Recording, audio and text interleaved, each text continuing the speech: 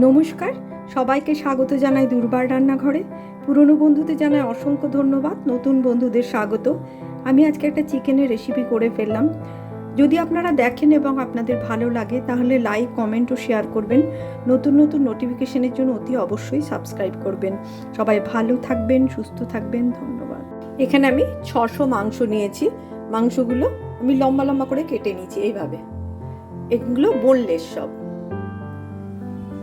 আমি 1 চামচ ভিনিগার দিচ্ছি, soya sauce, red chilli sauce,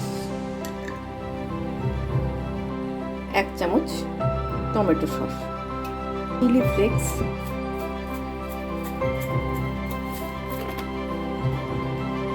যেটা কর্নফ্লাওয়ার। এটাকে ভালো করে মেখে নেব।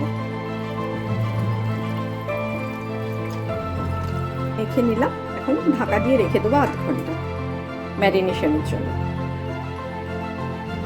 এখানে আমি capsicum, yellow bell pepper, red bell pepper, পেঁয়াজ, কুচনো লঙ্কা এবং রসুন কুচিয়ে রেখেছি।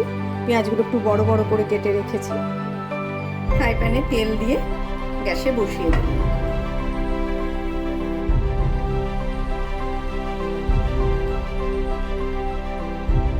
এগুলো এবার উল্টে দিচ্ছি।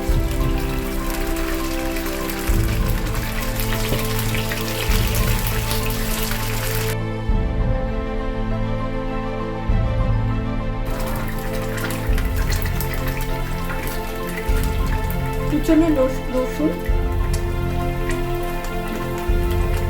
12-14 কোয়া, লঙ্কা 3টে,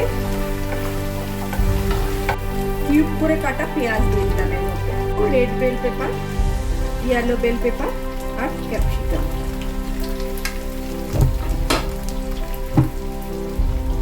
সতে করে নেব।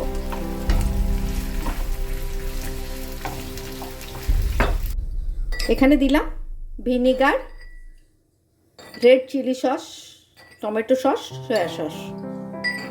এটা ভালো করে মিক্স করে নিচ্ছি। এখানে আমি সসটা দিয়ে দিলাম।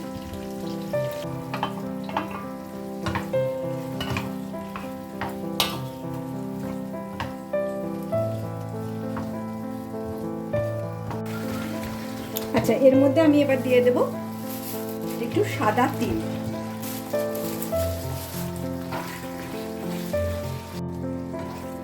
তৈরি হয়ে গেল চিকেনের এই রেসিপিটা। অতি অবশ্যই আপনারা করে দেখবেন। এটা রুটি পরোটার সাথে খুব ভালো যাবে এবং চাইনিজের সাথে খুব ভালো যাবে। সবাইকে করার অনুরোধ রাখলাম।